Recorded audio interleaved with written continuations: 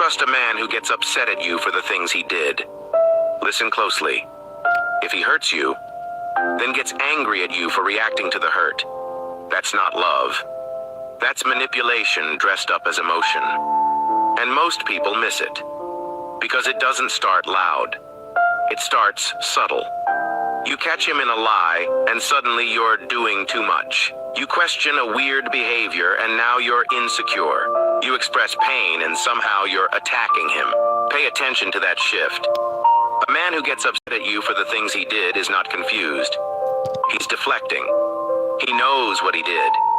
He just doesn't want to sit in the discomfort of accountability. So instead of apologizing, he flips the spotlight. Now you're defending your reaction instead of addressing his action. That hits different. Because now the conversation isn't about the betrayal. It's about your tone. It's not about the disrespect. It's about how you brought it up. He'll say things like, "Why are you bringing this up again?" Or, "You're always looking for problems." But notice something. You didn't create the problem. You responded to it. And there's a big difference. A mature man feels guilt when he hurts you. An immature one feels exposed. And exposed men don't apologize. They attack. They get louder. They get colder. They get distant. Anything to make you feel like you're the one who messed up. Over time, this does something dangerous. You start questioning your instincts. You start softening your boundaries.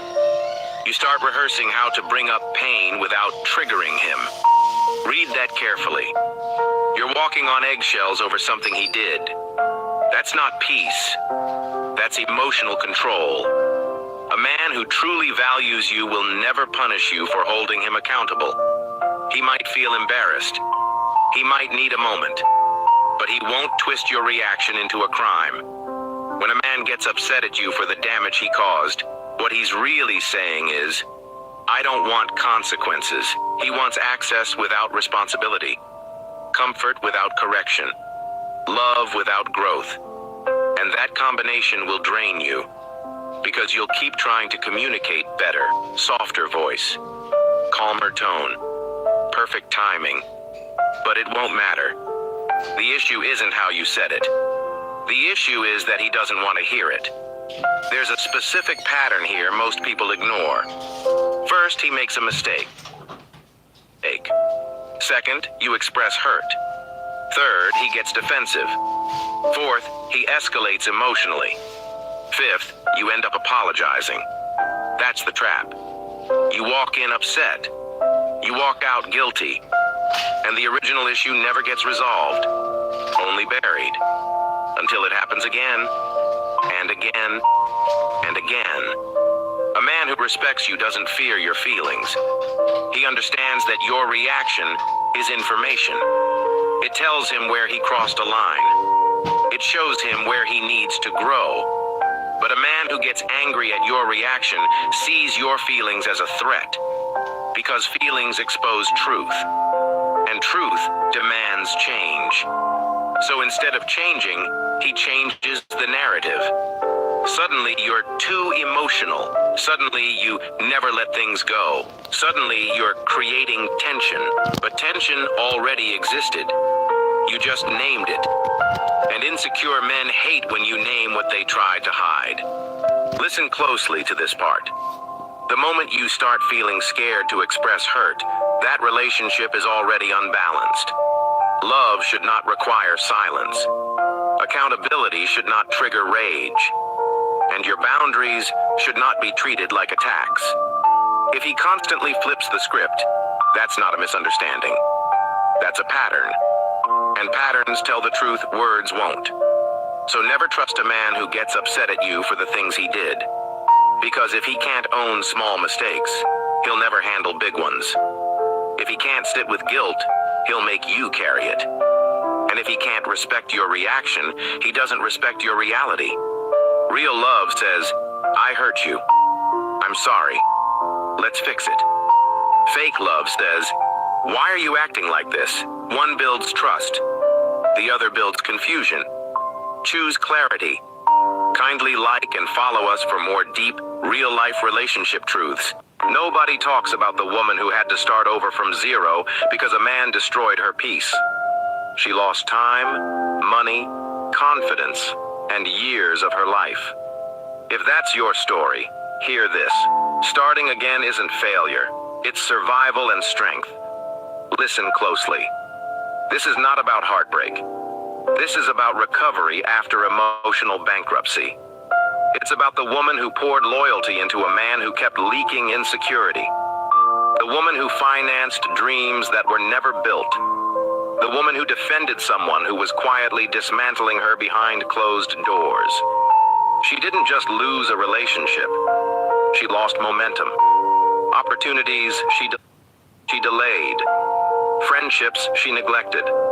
Goals she paused. Versions of herself she postponed. And the scary part? She thought she was being patient. She thought love meant endurance. So she endured the tone changes. She endured the subtle disrespect. She endured the jokes that felt like insults wrapped in laughter. Until her nervous system started living in survival mode. That hits different. Because when peace leaves a woman, everything shifts. Her glow changes. Her sleep changes. Her confidence drops quietly, not loudly. He didn't have to cheat to destroy her peace. Sometimes all it takes is constant criticism, emotional inconsistency, making her feel like she's always too much or not enough. And while she was trying to fix the relationship, she was slowly abandoning herself. That's the part nobody talks about. Starting over from zero doesn't mean she has nothing. It means she has to rebuild without illusions. New space, new energy, new standards. But rebuilding is ugly before it's beautiful. There are nights she questions if she overreacted. Moments she misses the good memories and forgets the anxiety. Times she wonders if she should have tried harder. But here's the truth that stings.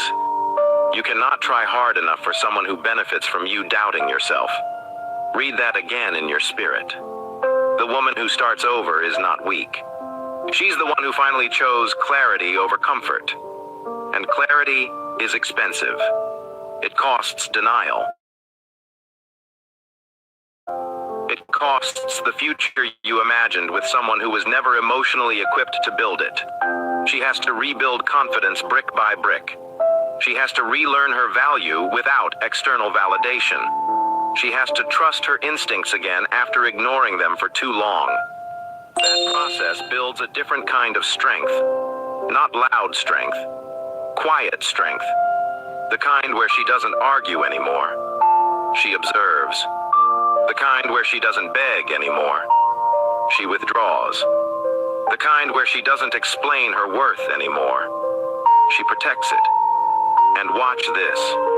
The same woman who once tolerated bare minimum will now leave at the first sign of emotional instability. Not because she hates men, but because she respects herself. She understands that peace is not negotiable. She understands that love without emotional safety is trauma disguised as romance.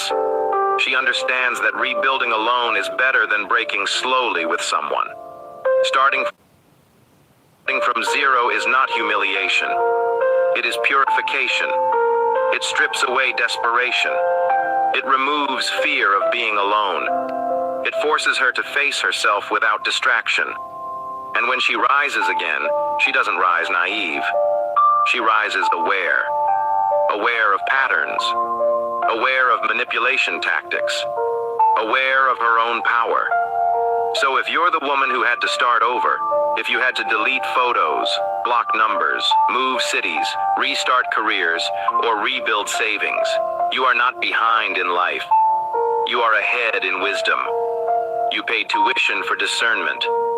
You survived emotional erosion and still chose growth. That is not failure. That is strength most people will never understand. One day someone will meet you and thank the man who broke you, because he unknowingly introduced you to your boundaries. Nobody talks about the woman who had to start over from zero because a man destroyed her peace. But maybe it's time she stops whispering her story